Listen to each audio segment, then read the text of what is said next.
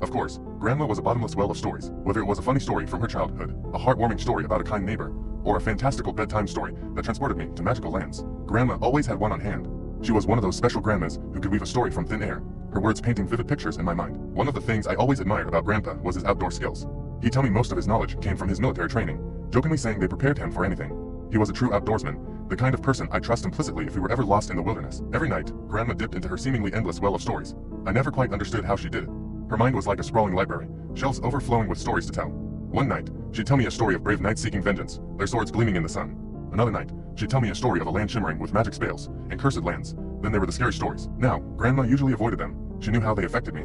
But the thing about those stories was the detail. Oh man, the detail. They were so vivid, so real, it felt like I was peeking through a crack into another world.